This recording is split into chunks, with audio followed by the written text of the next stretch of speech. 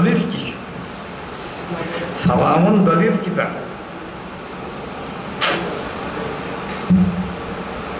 দলিল দিতে হবে তো। সাবামন বললে কি হবে?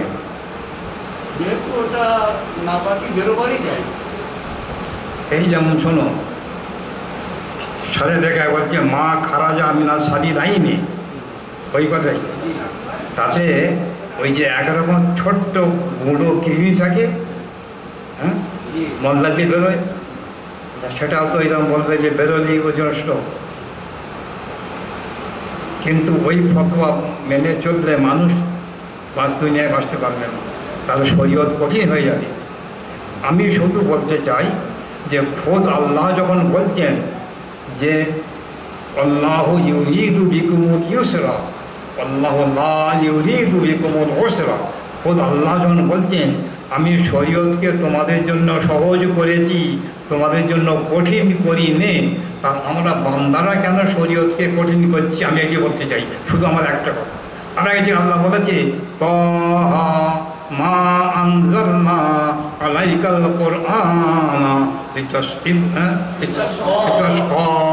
তবে আল্লাহ বলে আমি কোরআন নাজিল এই জন্য করিনি যে তুমি বিপদে পড়ে যাবে, তুমি মুশকিলে পড়ে যাবে, এই জন্য আমি কোরআন নাজিল করিনি। খোদ আল্লাহ বলে। তাহলে আল্লাহ আমাদের জন্য শরীয়ত সহজ করেছেন, আর আমরা বান্দারা কেন কঠিন করছি? এইটাই বলতে চাই। ওই যে মা খারাজ মানে সাবি লাইনে, ওইখানে ছোট্ট ওই কৃমি, ও কখন যে হঠাৎ বেরিয়ে পড়ে বোঝা মুশকিল আছে। ওই যে ধপধপের যদি বাইরে করা যায় তাহলে মানুষ বাঁচতে পারবে। নাহলে মানুষ দুনিয়াতে এই নামাজ পড়ান অজু রাখা মুশকিল হয়ে যাবে। ওই রকম রক্ত পুঁজের বেলায় যেমন ঘুম, সেইটা যদি করা যায় যে মজি কত বউ পেশাব সহজ করতে, শরীয়তকে সহজ করতে হবে। আচ্ছা, ইমাম আজম সাহেব ঠিকই বলেছেন যে আমসাহু বিরুসিকুম, মাথার কতখানি মশে করা ফরজ? ওটা মাথা। আচ্ছা, আমসাহু বিরুসিকুম, মাথার কতখানি মশা করা ফরজ? ওটা মাথা নয়। কতখানি? কেন? কেন? দলিল দিয়েছে যে জনাব রাসূলুল্লাহ সাল্লাল্লাহু আলাইহি ওয়াসাল্লাম একটা সময় ওযু করেছেন এবং মাথার 4 ভাগের 1 ভাগ মশা করেছিলেন। সেই হাদিসটাকে আয়াতের বয়ান হিসাবে ধরা হয়েছে। আচ্ছা, মাথার রোগও করেছেন, এবং দ্বিতীয় কথা হলো যে আমসাহু বিরুসিকুম, এই যে বে হরফে জার আছে, বে হরফে জার, এইটার কারণে মাথার ইস্তিয়াব হবে না, মানে গোটা মাথা মশা চলবে না। চলবে না জরুরি নয়, ফরজ নয়। হ্যাঁ, ফরজ নয়। তাহলে আর ইমাম শাফি সাহেব এক পাগলা লোক, ইমাম সাহেব পাগলা লোক, উনি বলছে যেহেতু আমসাহু বিরুসিকুম হরফে জার আছে এখানে, তাহলে মাথার শারাতুন আও সালাসু শারাত, একটা চুল বা 3টে চুল যদি আমাকে হাত ঘুরিয়ে দেয় মশা হয়ে যাবে। এক পাগলা লোক, এক পাগল, এই পাগল হল। উনি বলছেন শারাতুন আও সালাসু শারাত, মাথার একটা চুল বা 3টে চুল যদি হাত ঘুরিয়ে দেয় মশা হয়ে যাবে। এ কি কথা? এখন হয় এ কি করে হয়?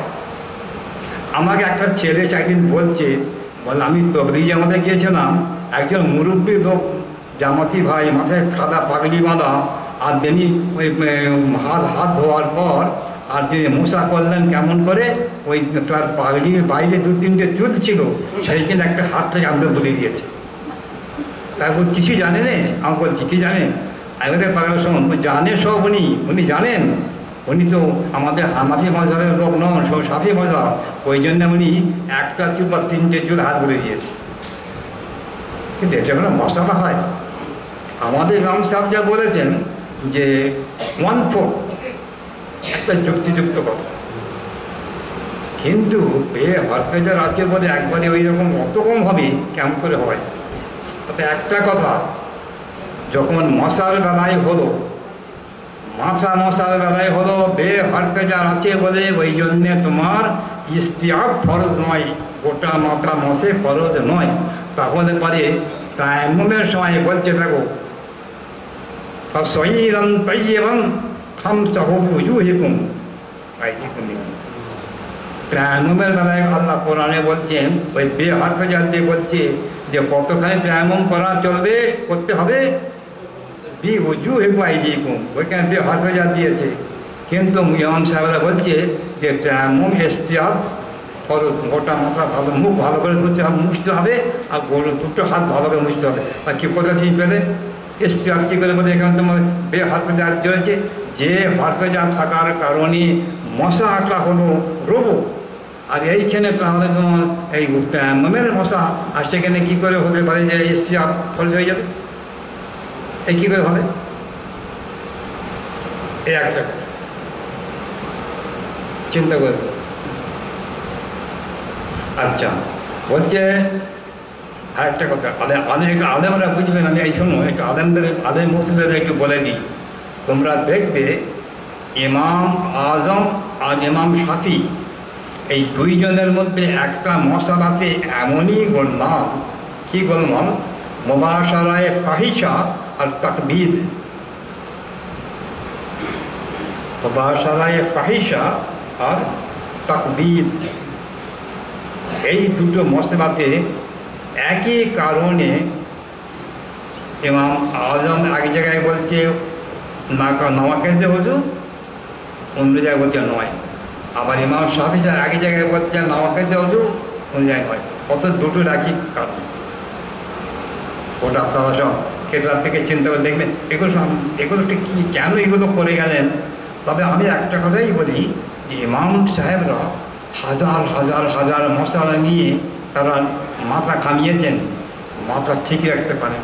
মানুষ তো বটে, মানুষ মাথা ঠিক রাখতে পারেন, ভুল করে ফেলেছেন, ভুল হয়ে গেছে। আর ইনসানও মুরাক্কাবুম মিনাল খাতাই ওয়ান নিসিয়ান, ভুল হয়ে গেছে। এই কারণে মাথা ঠিক রাখতে পারা মুশকিল আছে।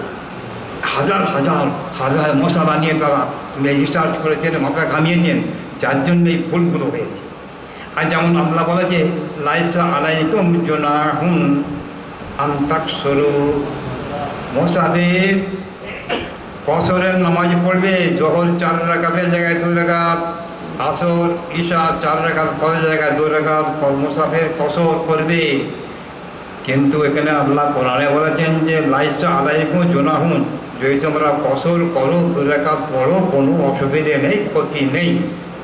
আর সেখানে ইমাম আমাদের হানাফি মাযহাব বলছে যে কসর যদি না করে গুনাহগার হবে, তাকে 2 রাকাত পড়তেই হবে, 4 রাকাত পড়লে গুনাহগার হবে।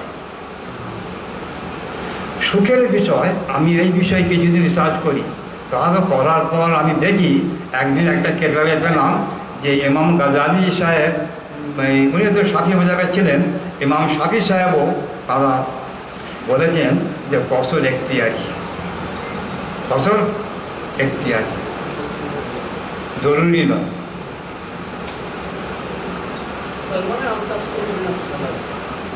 আচ্ছা, আরেকটা জানাবাদ গোসলে কুল্লি করা, মাঝে মাঝে ইস্তেনশাক, মাঝে মাঝে ইস্তেনশাক মানে কুল্লি করা, নাকে পানি দেওয়া ফরজ তো, ফরজ তো। গোসলে এর দলিল কি? জানাবাতে গোসল, তাতে ফরজ, এর দলিলটা কি? দলিল তো ওই যে খুব ভালোভাবে পাক হও, সপ্তাহ হারু